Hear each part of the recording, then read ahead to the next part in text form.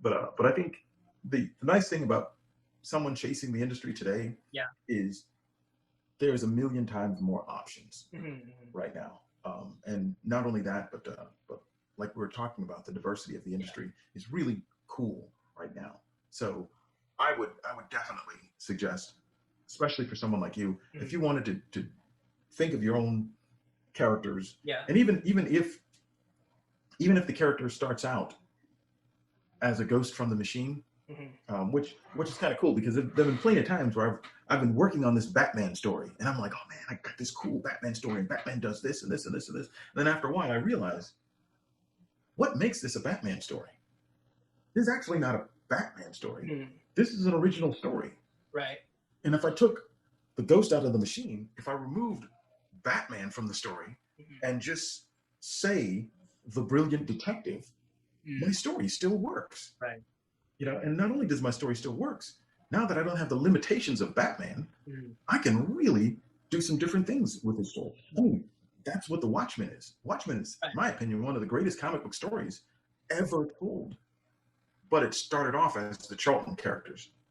And once the Charlton characters were removed from the equation, there's still the ghost of the Charlton characters that are there, but it's a much more interesting story. So if you've got like little stories that you thought of, like, oh man, this would be an interesting Spider-Man story, or this would be an interesting Wolverine story. Right. See, look at your story, take Wolverine out and put a mercenary in. This guy's a knife-wielding mercenary. Does my story still work? Right. Is it still an interesting story? And then write that. And not only write that, but write that, draw that.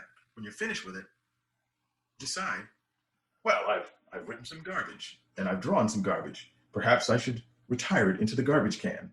Or kind of go, let me put this online. See if other people would get a kick out of it. Right. And then let me do it again. Let me do it again. Let me do it again. And that is the easiest way to get a job at Marvel. Gotcha. That's gonna be like very easy. Let me throw like a hypothetical out there then. So, like, let's say me or someone else, they have these ideas, they write a story with the original characters, they self-publish, right? So then, what would their next step be then? Would they reach out to Marvel, or Marvel reaches out to them? Would they be able to say like, hey, I really like Marvel, I want my character to be in the Marvel universe? Like, can you guys make that happen, or is that like a possibility? It would be very difficult for you to do something like that, because Marvel would like you to sell their product. That's something that they think would be awesome for them. And if you're working for them and you want to create original characters, hey, great, they would absolutely love that. But like, before you get to Marvel, it's a great idea. Like, I was very lucky, and it has really paid off for me, because I started working at DC. And when I started working at DC, a couple of Marvel editors saw my stuff. So I was invited to come to Marvel. And that's a different thing than you going to Marvel and saying, "Can I have a job?" And if you're producing your own stuff, even if it's just stuff online, if it's interesting and like good enough, you're getting fans, you're kind of communicating with people. Even if you go to Marvel and say, "Hey, can I have a job? I did this." Then the editor has the ability to look at what you've done and go, "Whoa, this guy has produced some stuff." Then you got a job. Give them a chance, right? Yeah. But if you show up and you say, "I believe I'm awesome," they need. How would they know? How would they know? I mean, even when an artist, who can show you a drawing that they've done, can say, "I'm awesome," the question for Marvel and DC becomes, but did it take you 3 months to do that single drawing? We can clearly see that you're awesome, but we want you to do that right there every week, 7 times a week. so even with an artist that you can obviously see that they're awesome, an editor still can't completely trust that artist. And with a writer, whoa, it's like you're taking a serious risk. So I would say to everyone interested in comics in general, but big two mainstream comics specific, do a lot of your own stuff. And it doesn't matter if you draw it or not. Draw the stuff, produce the stuff, because an editor can then have a body of work to turn to.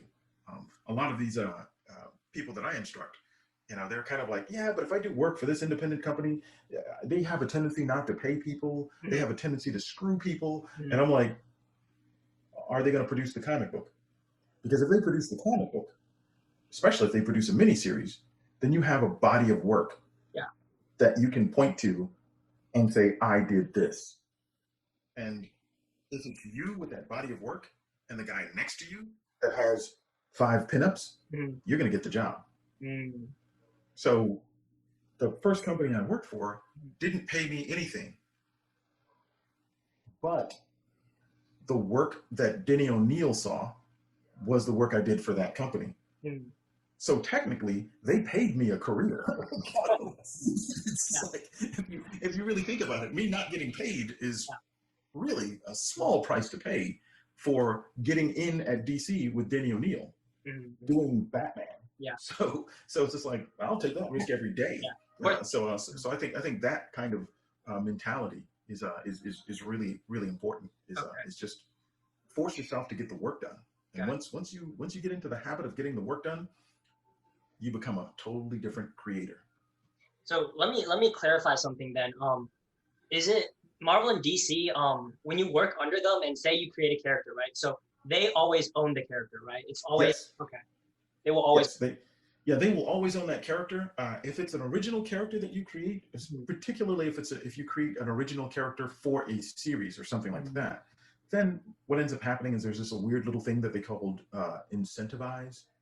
So it's kind of strange in that some of the creators of like Sandman and all that stuff, they are incentivized with the character. So even though the character entirely belongs to Marvel and DC, Marvel or DC, what ends up happening is that creator is always attached to that character.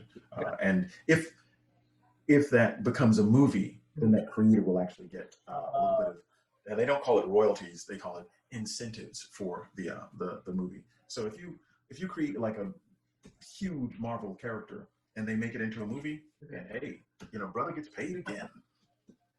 Cool. Oh, so that's how it works, huh?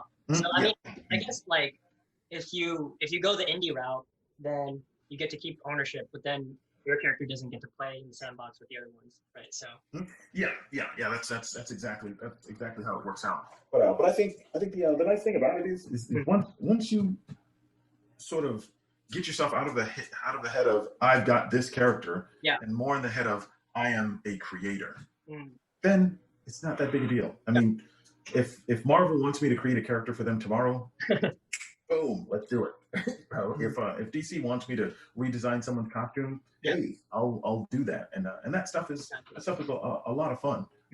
But if you have characters that you really think fit well into the Marvel universe, don't work on them anymore. Just park that. Park that until you get a job at Marvel, then bring that out. But work on some disposable stuff. Work on some stuff that's going to be fun, but stuff that you're going to get done, and turn yourself into. You're already a creator. Turn yourself into a producer.